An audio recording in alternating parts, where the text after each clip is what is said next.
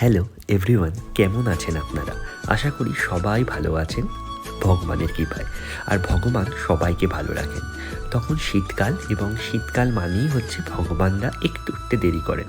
এবং আমি দেখো তিলক পড়ছি। তিলকটা আমি অত ভালো পড়তে পারি না হাত দিয়ে। অ্যাকচুয়ালি হাত দিয়েই কিন্তু তিলক পড়তে হয়, কিন্তু ভগবানের সামনে পুজো দিতে গেলে অবশ্যই কিন্তু আগে ভগবানের তিলক পড়তে হয়।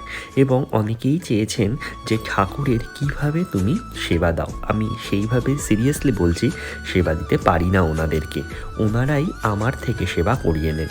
প্রথমেই কিন্তু স্নান করে তিলক পরে শুদ্ধ বস্ত্রে কিন্তু তোমাকে তিলক পরতে হবে, এবং তিলক পরে প্রত্যেক ফুলে চন্দন, অগরু এবং অবশ্যই কিন্তু মধু, গঙ্গাজল এবং ঘি দিতে হবে। সব কিছু সবসময় সম্ভব না হলেও কিন্তু একটা ছোট্ট ঘটির মধ্যে মিশিয়ে রাখতে পারেন আপনারা। এবং অনেকেই বলে আমার ঠাকুর ঘর নাকি বিশাল বড়। সিরিয়াসলি আমি বলছি, আমার ঠাকুর ঘর একদমই নেই। এটা একদম ছোট ঘর, যেটা দেখে মনে হয় অনেক বড়। কারণ ঠাকুর সব কিছুকেই কিন্তু ওনারা বড় করে দেন। অর্থাৎ ভগবানের কাছে আমরা যদি যাই, অবশ্যই কিন্তু ভগবান আমাদের কাছে দুহাত ভরে দিয়ে দেয়। ভগবানের কাছে যেতে হয় না, ভগবান দিয়ে দেন সব কিছু, ওনারা জানেন। আর সিরিয়াসলি আমি আপনাদের বলছি, কেউ কিন্তু ভগবানের কাছে প্রার্থনা যদি করেন, অবশ্যই আমাকে এই দাও, আমার এই হলো না, আমার এই পেলাম না, এই দিলাম না, সিরিয়াসলি বলছি ভগবান কিন্তু দেবেন না। কারণ ভগবান দেওয়ার মেশিন নয়। ওনারাও চায় সবাই আমার কাছে আসুক এবং অবশ্যই কিন্তু নমস্কার করুক এবং ভালো মনে আসুক।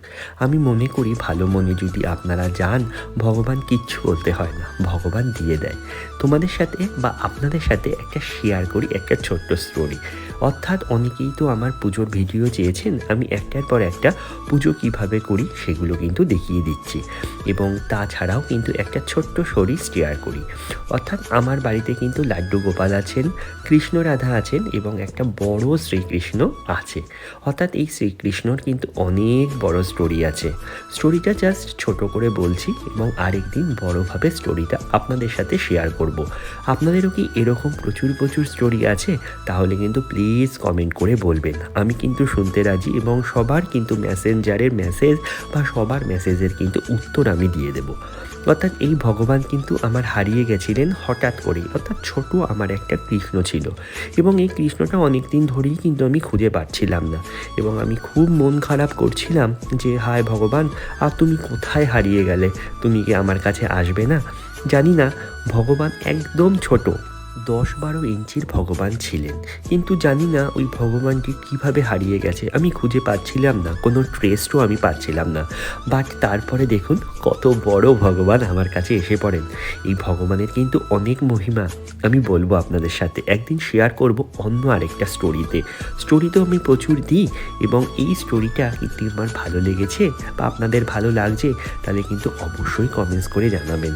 কারণ আমি তাহলে ইন্সপায়ার হয়ে আপনাদের সাথে আরও অনেক শেয়ার করব। এবং আমি মনে করি যে এইভাবেই কি হারানো জিনিস সবসময় পাওয়া যায়, বা হারানো জিনিস কি এইভাবেই কি চলে আসে আমাদের জীবনে? আমার মনে হয় না।